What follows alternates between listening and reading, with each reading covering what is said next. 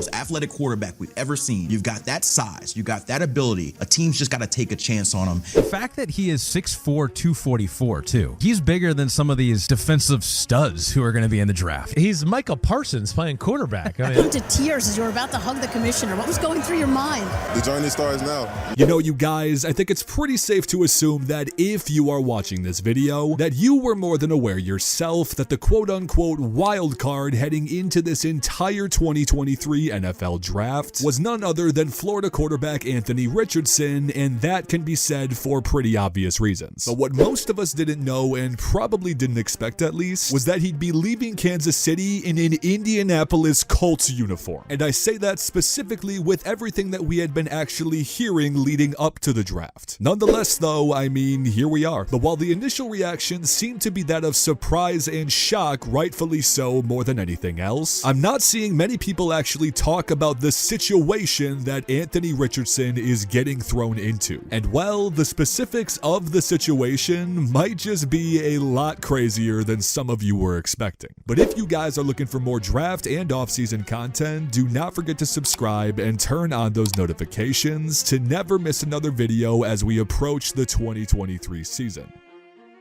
Okay, so to get back on topic with the Indianapolis Colts, and more specifically Anthony Richardson, I'm not sure there's anything I could say regarding the freakishly athletic ability of Anthony Richardson that you haven't heard already. And if you're the rarity that is new to all of this, I just have one question, and that is, where the hell have you been? I mean, for starters, he is 6'4", 244 pounds, damn near runs a sub-4 440, has a 40.5-inch vertical, and can probably throw a football farther than 90% of NFL quarterbacks at this point already. So yeah, if you were looking for the raw potential in AR-15, just trust me, it's definitely there. But while everyone's been talking about his limitless potential, what about his actual ability to operate an offense? Well, I mean, believe it or not, being arguably one of the craziest all-around athletes that we've ever seen as a quarterback prospect tends to also give him some ridiculously unfair advantages while he's on the football field as well.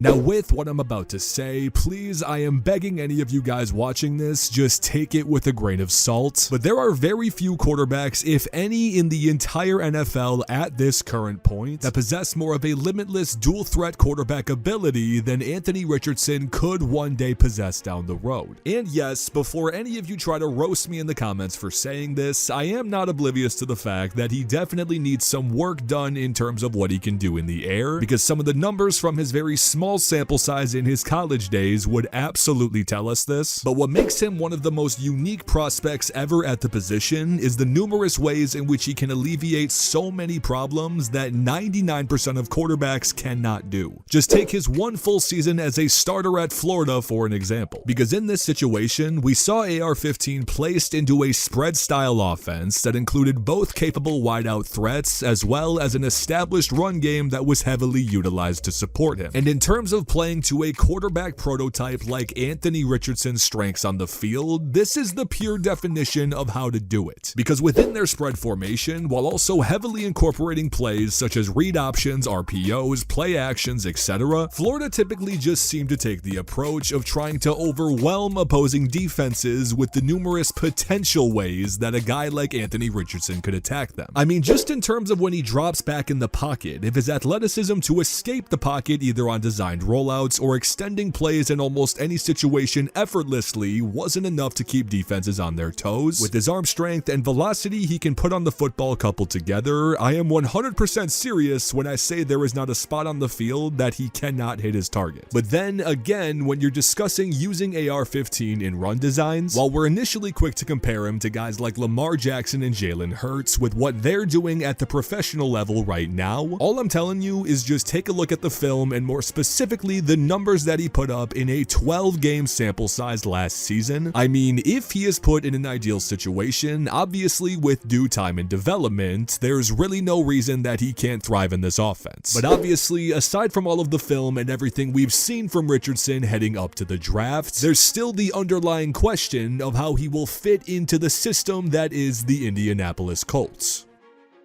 Now, in terms of the offensive presence for the Indianapolis Colts over the last couple of years, I don't think it's much of a stretch at all to say it's been one of the more interesting cases across the entire league. Because ever since you guys lost your new franchise guy due to early retirement, you have quite literally been ran through the quarterback gauntlet over the last 5+ years. But the thing about AR-15 is that he is going to allow for Indianapolis to run an offense that they essentially have never seen before due to their past personnel. And with saying that, believe me, I am not just talking about the quarterback, because new Colts head coach Shane Steichen is going to have a ton to do with this as well. And for anyone that might not have known this, Shane Steichen is coming directly from being the offensive coordinator for the Philadelphia Eagles over the last 2 seasons. And well, if you're a Colts fan considering all of this, first, to say you're getting a guy that ran a pretty solid all-around offense last season, that would be a massive understatement. And second, to say there's some similarities